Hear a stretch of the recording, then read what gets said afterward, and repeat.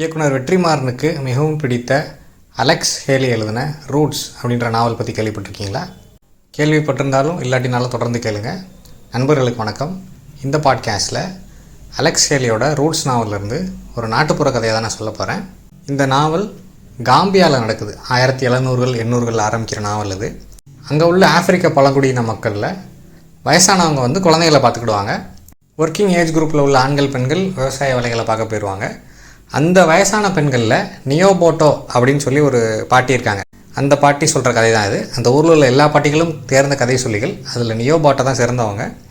அவங்க கதையை ஆரம்பிக்கும்போது ஒரு காலத்தில் இப்படி ஒரு ஊர் இருந்துச்சான், அந்த ஊரில் இப்படி ஒரு பையன் இருந்தானா, அப்படி தான் ஆரம்பிப்பாங்களாம். அதே மாதிரி தான் அந்த கதையை ஆரம்பிக்கிறாங்க. அந்த ஊரில் ஒரு நாள் நைட்டு பயங்கரமாக மழை பெஞ்சு தான், நைட்டெல்லாம் மழை பெஞ்சு தான். மறுநாள் காலையில் அந்த ஊரில் இருந்த ஒரு சின்ன பையன் எழுந்திரிச்சு நதிக்கரைக்கு போனானா. அங்கே ஒரு முதல்ல வலையில் மாட்டிக்கிட்டு கிடந்துச்சான். இந்த சின்ன பையனை பார்த்தோன்னே அந்த முதல்ல அவனை கூப்பிட்டுச்சான். அவனும் கிட்ட போனானா. என்னை காப்பாற்றுன்னு அந்த சின்ன பையனை பார்த்து கற்றுச்சான்.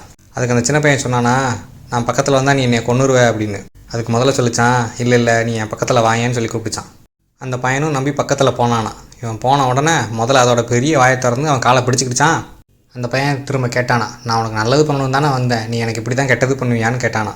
அதுக்கு முதல்ல சொல்லிச்சான், ஆமாம் அப்படி தான் பண்ணுவேன், இது அப்படியாப்பட்ட உலகம் தானே அப்படின்னு சொல்லிச்சான். அவன் சின்ன பையனில், அதனால் நம்ப மாட்டேன், நீ சொல்கிறத நான் நம்ப மாட்டேன், இந்த உலகத்தில் நல்லது பண்ணால் நல்லது தான் நடக்கும் அப்படின்னு சொல்லி திரும்ப சொன்னானா. அதுக்கு முதல்ல சொல்லிச்சான், அப்படியா, சரி இந்த வழியாக வர்ற ஒரு 3 பேர்கிட்ட கேட்போம், அவங்க என்ன சொல்கிறாங்கன்னு பார்த்துட்டு அப்புறம் முடிவு பண்ணணும்னு சொல்லிச்சான்.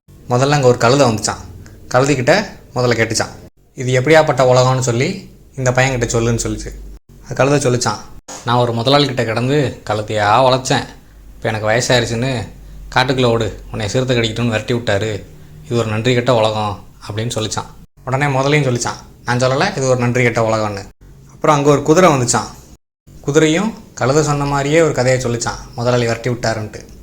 உடனே முதல்ல அந்த பையன்கிட்ட சொல்லிச்சான், நான் சொல்லலை இது ஒரு நன்றி கெட்ட உலகம்னு. மூணாவதாக அங்கே ஒரு முயல் வந்துச்சான். முயல்கிட்ட சொன்ன உடனே முயல் சொல்லிச்சான், எங்கே முதல்ல நடந்த மாதிரியே நீங்கள் 2 பேரும் பண்ணி காட்டுங்க அப்படின்னு சொல்லிச்சான். உடனே முதல்ல வாயை திறந்தோடனே இந்த பையன் கால் எடுத்துகிட்டு கரைக்கு ஓடி வந்துட்டானான். உடனே முயல் அந்த பையனை பார்த்து கேட்டுச்சான், உனக்கு முதல்ல கறி பிடிக்குமா அப்படின்னு. அந்த பையன் பிடிக்குமே அப்படின்னானா. உங்கள் அப்பா அம்மாவுக்கும் பிடிக்குமே அப்படின்னானா. அப்புறம் ஏன் வெயிட் பண்ணிக்கிட்டு இருக்க, குழம்பு வைக்க முதல்ல ரெடியாக இருக்குன்னு ஊருக்குள்ளே போய் சொல்லு அப்படின்னு சொல்லிச்சான். உடனே அந்த பையன் ஊருக்குள்ளே ஓடி போய் ஆட்களை கூப்பிட்டு வந்து முதல்ல கொண்டுட்டானான். இதில் துயரம் என்னென்னா, அவங்க கூட வந்த நாய் இந்த முயலை வேட்டையாடி சாப்பிட்டுருச்சு. இந்த கதையை இந்த சின்ன பிள்ளைங்களுக்கு பாட்டி சொல்லிவிட்டு சொன்னாங்களாம், அப்போ அந்த முதல்ல சொன்னது சரிதானே, இந்த உலகம் இப்படித்தான், அதை தான் நான் உங்களுக்கு கதையாக சொல்லியிருக்கேன் அப்படின்னு சொன்னாங்களாம். இவ்வளோ நல்லா பொறுமையாக கேட்டதுக்கு நன்றி, வணக்கம்.